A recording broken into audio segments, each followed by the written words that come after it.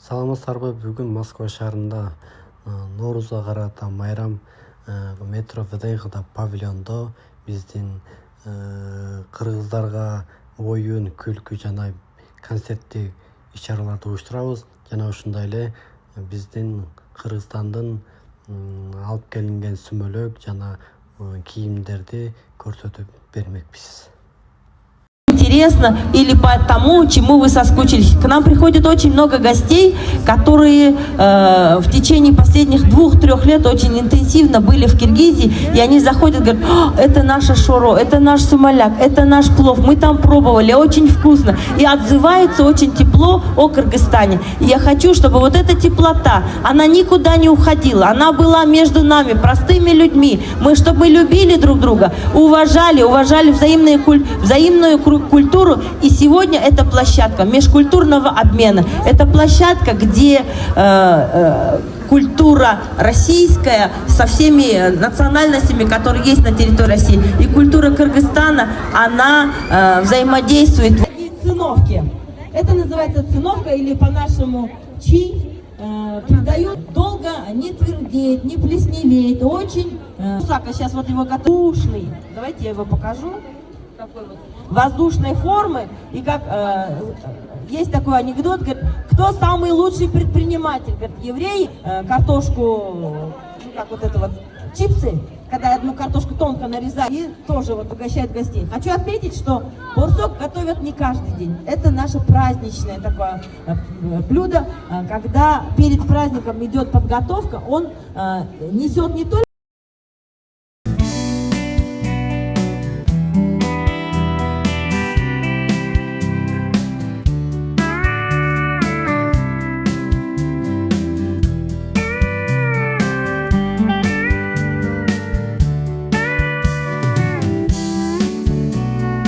майрамыңыздар менен барыңыздарды құттықтаймын. Уважаемые наши гости, поздравляю вас всех с сегодняшним весенним ярким праздником Наурuz. Сегодня у нас в партнерстве, который один из партнеров, который помог сегодня нам организовать сегодняшний праздник, это Альфа-банк с проектом «Свой в Альфе». Я хочу вам сказать, очень классные кэшбэки наличными.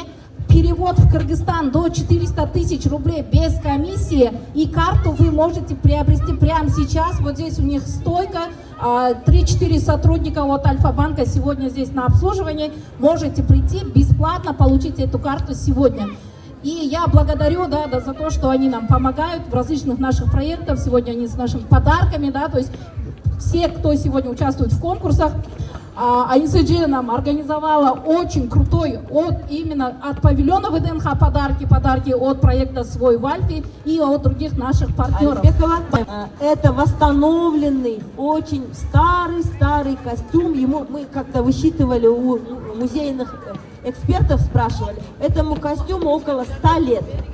Вот этот головной убор, он отличается от формой от нашего элечека, потому что называется каляк. Это этническая форма киргизов, традиционно проживающих на территории Таджикистана. Поэтому у них такая форма, можете любоваться. И Бахтыкан нам расскажет о борсоке. Bir borsok, bir tarih. Keliniz uluttuk, dağım menen bir közirmem жылуулукка чөмүлүңүз. Кыргыз элинин дүйнө таанымынын, көчмөн маданиятынын жана руханий түшүнүктөрүнүн бир бөлүгү. Көчмөн турмуш менен байланышы. Кыргыздар байытан мал чарбачылыгы менен жашап, жыл мезгилине жараша көчүп конуп жүрүшкөн. Ошол шартта тандыр же чоң меш боло берчү эмес. Казан жана май, эт негизинен ашкана каражаттары болгон. Үчүн дагы колдонушкан. Социалдык жана маданий ролу борсок коомдук байланыштын тили да аткарган. Конокко борсок берүү сен биз үчүн кымбатсың деген Сагы Абдилазизовна Аниса Жекебизге келип катталасыздар, регистрация болосуздар. Анан биздин дизайнер улуттук кийим кийгендер, калпак, элечек, көйнөк, чыптама, белдемчи кийгендер кыздар кичинекей жаш карысына карабай келип регистрация болуп, анан биздин дизайнерлер тандап туруп баалуу белектерди берет сиздерге. Бул ушул күндүн жүрүшүндө эле өтөт. Барыңыздарга түшүнүктүү болду окшойт. Азыр 1-2 жагымдуу чыгармадан кийин албетте алдында сонун биздин боорсок шоу деген жетиген деп аталат. Комуз, Оз комуз. Сиздерди көрүп абдан кубанып жатам. Анткени Кыргызстанда эле жүрүп, мен дагы ошол атайын Москвага келип калдым эле.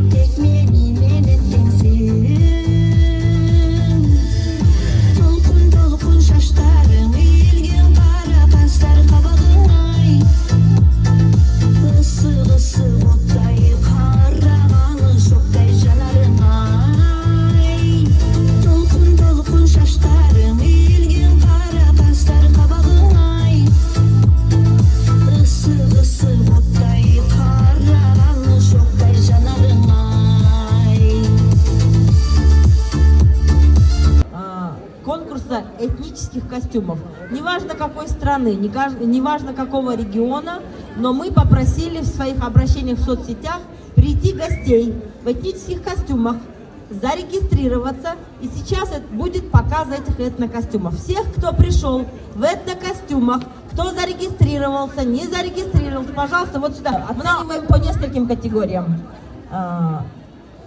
Прям вот сохраненный костюм, который показывает наши вот старинные костюмы, потом детский костюм и костюм вот современный уже с этническими дизайнами, вот, например, как на мне, да, вот что-то новенькое, но в новом прочтении. Вот по 3 категориям оценивайте. Лучший детский костюм.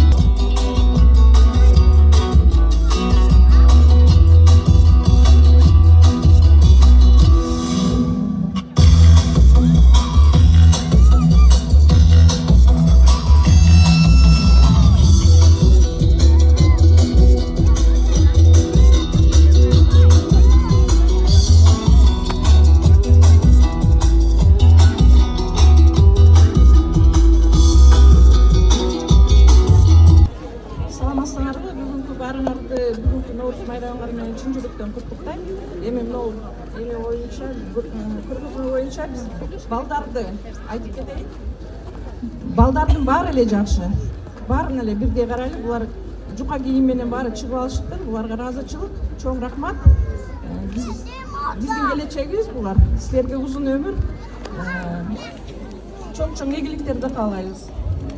Азаматсыңар.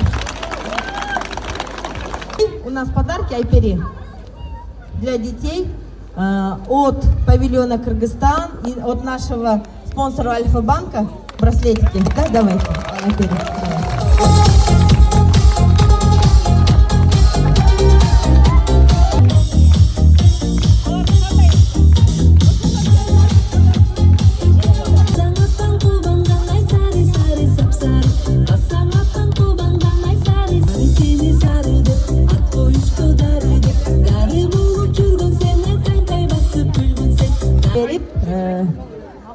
сонун айнашынча Кыргызстанга Кыргызстандан бизге мейманга келген экен.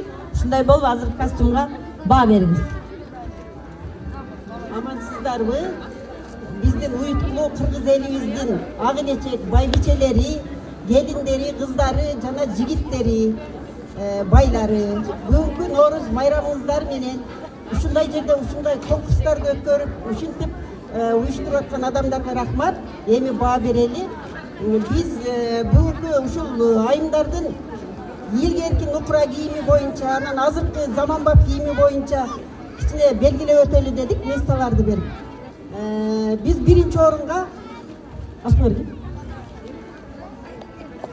байыз айымды бул келиндер менен кошо биринчи орунду ыйгардык. Себеби бул айымдын карасак бул немеси кийген чапанынан баштасак, чапаны илгерки нукура кыргыздын кыжымынан тегилген, кыргыздын аяк заты кийген жакшы чапан болуп атат.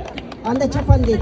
Көкүрөктөгү шурусу дагы илгерээк жүрүш үчүн ушул белдемчи ылайыкташтырып жасалган. Андан маасысы. Карагыла, маасы эң son. Андан кийин биринчи ушул 26-28 ушул 30дан ашык метрге чейин оролгон болгон. Мунун себеби бул тала түздө жүргөндө, илгеркилер ат менен жүргөндө балдар төрө алып жүрөт. Ошон үчүн ушул айымга биринчи местан биз туура көрдүк. Кандай дейсиздер? Рахмат. Анда белек ордун тапты, ээсин тапты деп ойлоймун. Ооба, Майза эже өзү врач-гинеколог. Ушундай элдин ден соолугун караган менен бирге ушундай элдин үрп адатын, каада салтын жогору көтөрүп, формаларын ушинтип сактап жүрөт. Мына кийимдердин көбүсү Майза эженин чоң энелеринин сактап келген кийимдери.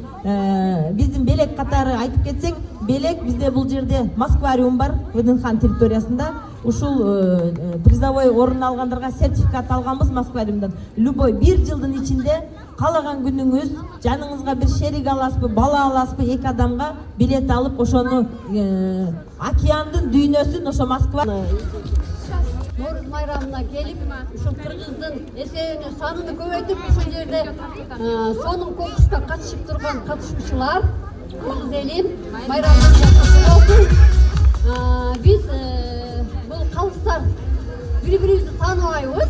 Ошондой болсо дагы калыстык кылыш үчүн келип, мына эми арабызда көрдүңүздөр, биринчи орунду бул элечекке бердик, экинчи орунду бизге чейинки биздин ата бабаларыбыздан, энелерибизден калган калак кийген эжени экинчи орунга койдук.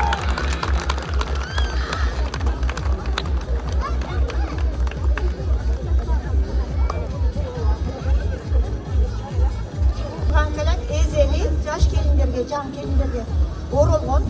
Анан бул азыркы мен кийип турган келек, бул Майза эженин айнесинин келеги, буга 100 жыл болду. 100 жыл болду. 100 жылдан бери ушу эжени сактап келет. Ошо бирок эже менен бирге Москвариумга сиз да барат окшоп калдыңыз. Бала чакаңыз менен, жакын адамыңыз менен мына ичинде сертификат менен сонун.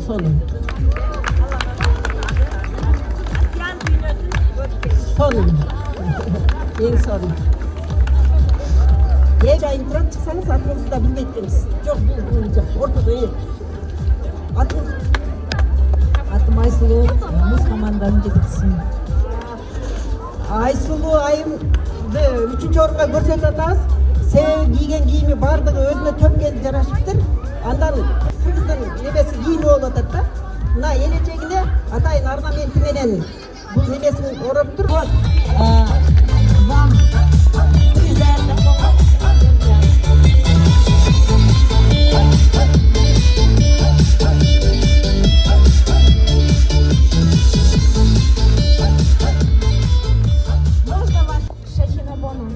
Бану, вы сама красивая, костюм у вас прекрасный.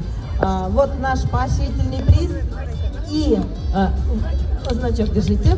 И еще от себя хочу добавить, как руководитель данного заведения, да, приходите с вашим другом, с вашим ребенком на 2 человека любой вечер.